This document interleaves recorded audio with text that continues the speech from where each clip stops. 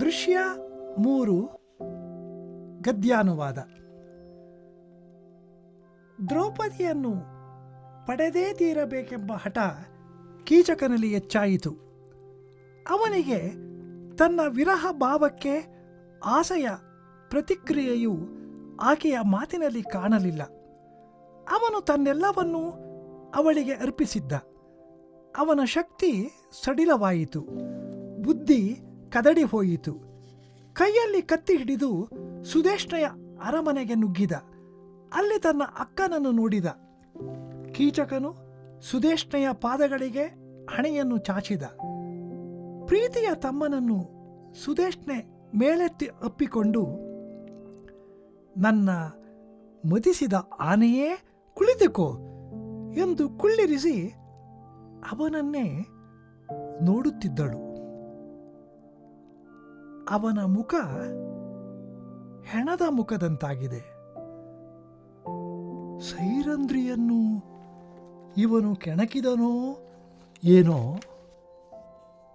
ಕಡುಪಾಪಿ ಇವನು ತನ್ನ ವಂಶವನ್ನೇ ನಾಶ ಮಾಡದೆ ಇರಲಾರನು ಎಂದು ಕಾಣುತ್ತದೆ.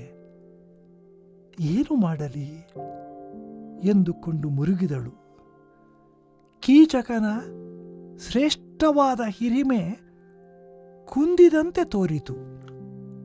ಮುಖದ ಬೆಳಕು ಮಸುಕಾಯಿತು. ಚಿಂತೆಯ ಸಮುದ್ರದಲ್ಲಿ ಮುಳುಗಿದ ಹಾಗೆ ದೇಹದ ಕಾಂತಿ ಮಾಸಿತು. ಸುದೇಶ್ನೆ ಕೀಚಕನನ್ನು ಕೇಳಿದಳು, ಕುಲಶಿರೋಮಣಿ ಕೀಚಕ, ನಿನ್ನ ಮನಸ್ಸಿನಲ್ಲಿ ಏನಿದೆ ಹೇಳು. ಹಾಗೆಂದಾಗ ಕೀಚಕನು ನಸು ನಾಚಿದ. ಮನ್ಮಥನ ಬಾಣದ ಹಿಳುಕು ಅವನ ವಿವೇಕವನ್ನು ಸೀಳಿ ಹಾಕಿತ್ತು. ನಗುತ್ತಾ ಅಕ್ಕನಿಗೆ ಹೇಳಿದ, ಅಕ್ಕ, ಹೇಳಲು ಬೇರೆ ಏನಿದೆ? ನಿನ್ನ ಸಖಿಯರಲ್ಲಿ ಆ ಸೈರಂಧ್ರಿ ಎಲ್ಲರಿಗಿಂತ 100 ಮಡಿ ಚೆಲುವಿನಿಂದ ನನ್ನ ಮನಸ್ಸನ್ನು ಸೂರೆಗೊಂಡಿದ್ದಾಳೆ. ನನ್ನನ್ನು ಮನ್ಮಥನಿಗೆ ಮಾರಾಟ ಮಾಡಿದ್ದಾಳೆ. ಈಗ ನಾನು ಅವಳಿಲ್ಲದೆ ಜೀವಿಸಲಾರೆ. ನೀನು ಆಕೆಯನ್ನು ಒಪ್ಪಿಸಿ ನನ್ನ ವಶಕ್ಕೆ ಕೊಟ್ಟರೆ ನಾನು ಬದುಕಲು ದಾರಿಯಾಗುತ್ತದೆ ಅಷ್ಟೆ. ತಮ್ಮ ಕೀಚಕನ ಮಾತನ್ನು ಕೇಳಿ ಆಘಾತಗೊಂಡ ಅಕ್ಕ ಸುದೇಶ್ನೆಯು, ನಿನ್ನ ಕೀರ್ತಿಯ ಬಳ್ಳಿಯ ಕುಡಿ ಒಣಗಿದಂತಾಯಿತಲ್ಲ.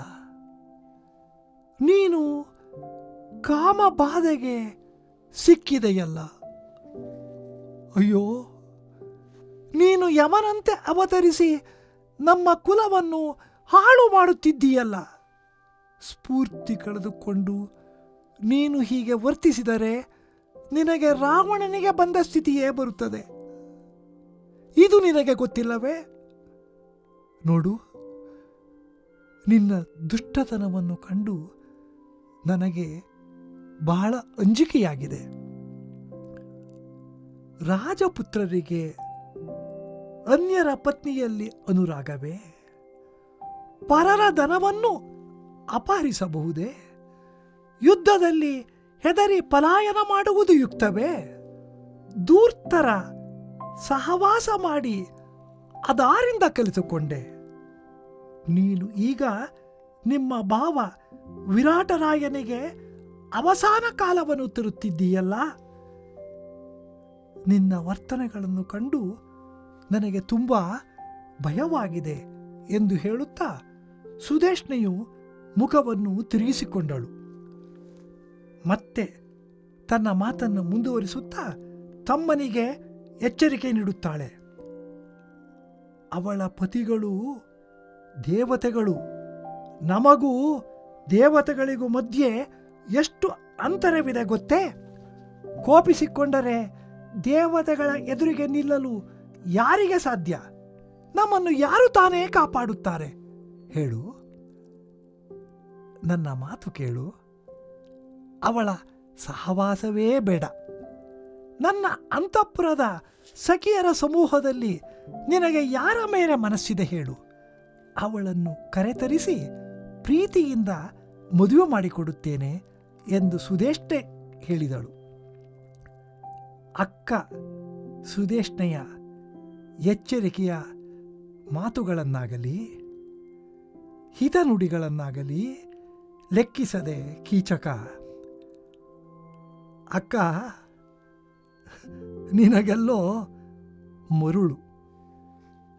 ನನ್ನ ಮನಸ್ಸು ಅವಳಲ್ಲಿ ಸಿಲುಕಿ ಬೇರು ಬಿಟ್ಟಿದೆ. ಮನಸ್ಸನ್ನು ಬೇರೆ ಇರಿಸಿ ಬರಿಯ ದೇಹಕ್ಕೆ ಮದುವೆ ಮಾಡಬಹುದೇ? ನನ್ನ ವರ್ತನೆಯನ್ನು ಮಕ್ಕಳ ಆಟ ಎಂದು ಯಾರಾದರೂ ಭಾವಿಸಿದರೂ ಚಿಂತೆಯಿಲ್ಲ. ಯೋಗ್ಯರಾದವರು ಈ ವರ್ತನೆ ಸಾಧುವಲ್ಲ ಎಂದು ಹೇಳಲಿ ಚಿಂತೆಯಿಲ್ಲ. ಅಕ್ಕ, ನಿಜವಾಗಿ ನಿನಗೆ ನನ್ನನ್ನು ಕಾಪಾಡುವ ಬುದ್ಧಿ ಇದ್ದರೆ ಆ ಸೈರಂಧ್ರಿ ನನ್ನನ್ನು ಸೇರುವಂತೆ ಮಾಡು ಎಂದು ಹೇಳಿದ. ಅಕ್ಕ, ನನಗೆ ಈಗಿನ ಸ್ಥಿತಿಯಲ್ಲಿ ಬೇರೆ ಯಾರ ಮಾತೂ ಹಿಡಿಸುವುದಿಲ್ಲ. ನನ್ನ ಕಣ್ಣುಗಳಿಗೆ ಅವಳನ್ನು ಬಿಟ್ಟು ಇತರರ ರೂಪ ಓಕರಿಕೆಯನ್ನುಂಟು ಮಾಡುತ್ತವೆ. ನನ್ನ ನಾಲಗೆಗೆ ಇತರರ ಹೆಸರುಗಳು ಶತ್ರುಗಳಾಗಿವೆ. ನಾನೀಗ ಬಿಸಿಲ ಬೇಗೆಗೆ ತತ್ತರಿಸುವ ಸಸಿಯಂತಾಗಿದ್ದೇನೆ. ಅಕ್ಕ, ನನ್ನ ಇಷ್ಟಾರ್ಥವನ್ನು ಪೂರೈಸಿಕೊಡು. ಕರುಳು ಹರಿದಂತಾಗಿರುವ ಈ ಜಿಂಕೆಯ ಮರಿಯನ್ನು ಕಾಪಾಡಬೇಕು ಎಂದು ಹೇಳಿ ಕೀಚಕ ಆಕೆಯ ಪಾದಕ್ಕೆ ನಮಸ್ಕರಿಸಿದ. ಸುದೇಷ್ಣೆಯ ಕಣ್ಣಿನಲ್ಲಿ ನೀರು ತುಂಬಿತ್ತು. ತಮ್ಮನ ಮೇಲಣ ಮೋಹ ಹೆಚ್ಚಾಯಿತು. ಅವಳು ಅವನ ವಿನಾಶಕ್ಕೆ ಕಾರಣಳಾದಳು. ತಮ್ಮನನ್ನು ಮೇಲೆತ್ತಿ, ಹೇಳು, ನಿನ್ನ ಮನೆಗೆ ಹೋಗು. ನಾಳೆಯ ದಿನ ಸೈರಂಧ್ರಿಯನ್ನು ಕಳಿಸುತ್ತೇನೆ.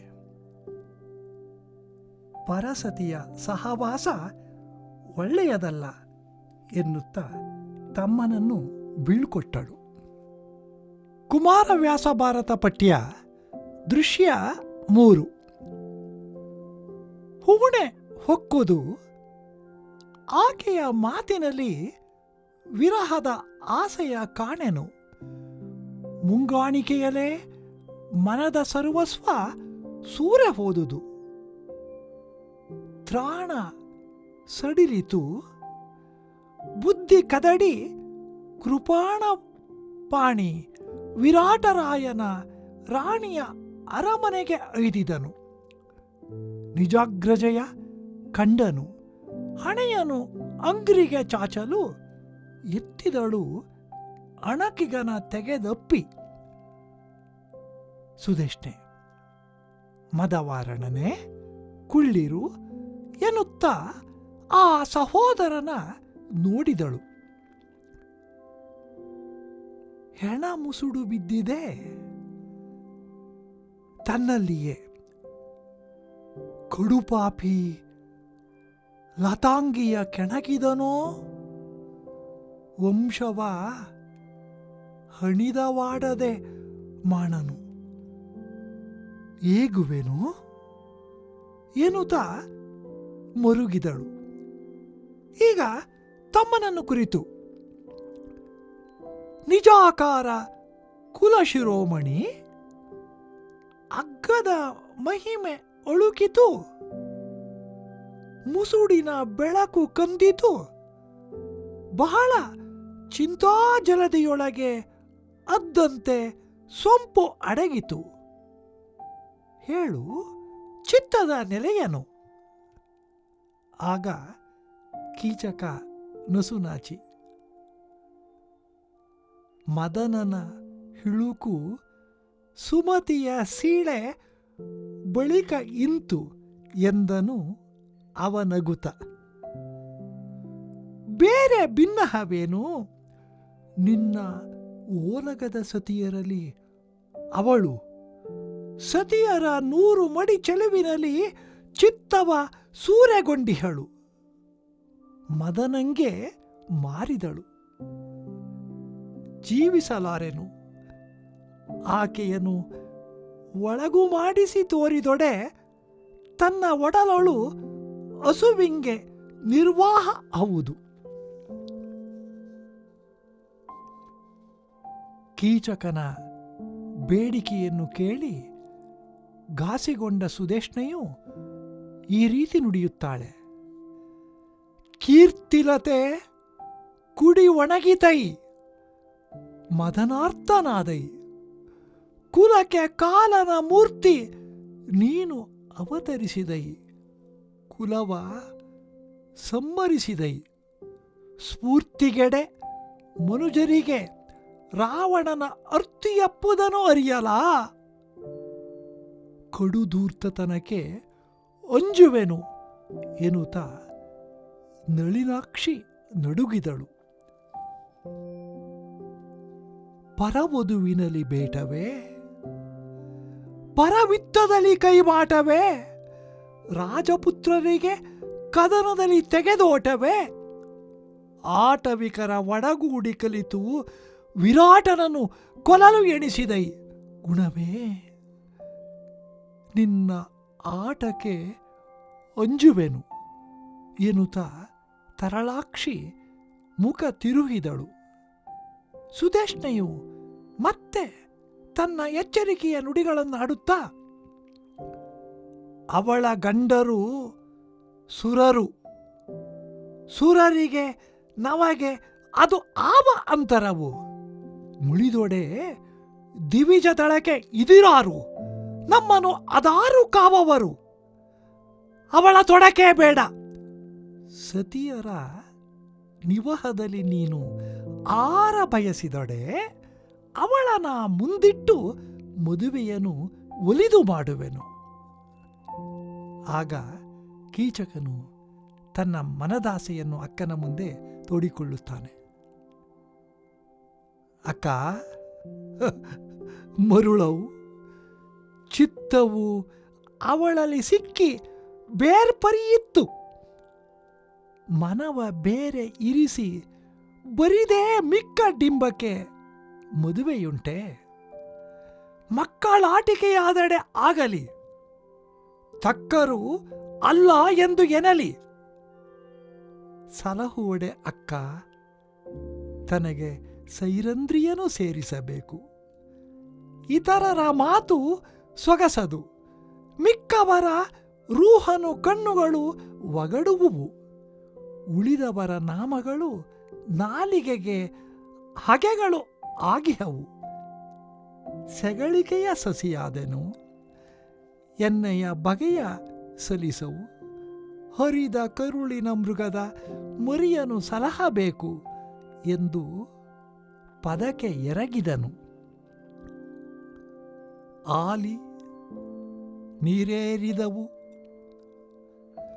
ತಮ್ಮನ ಮೇಲೆ ಮೋಹ ತೊಳಿತುದು. ಅಂಗನೆ ಕಾಲನ ಪಾಳೆಯಕ್ಕೆ ಕೈಗೊಟ್ಟಳು, ಕಳನ ನೆಗಹಿದಳು. ಸುದೇಶ್ನೆ ಈಗ ಕೀಚಕನಿಗೆ ಈ ಮಾತುಗಳನ್ನು ಹೇಳುತ್ತಾಳೆ. ಏಳು, ಭವನಕ್ಕೆ ಹೋಗು. ತರುಣಿಯ ನಾಳೆ ನಾ ಕಳುಹುವೆನು. ಪರಸತಿ ಮೇಳ ಲೇಸಲ್ಲ ಎನ್ನುತ್ತಾ ನಿಜಾನುಜನ ಬೀಳ್ಕೊಟ್ಟಳು.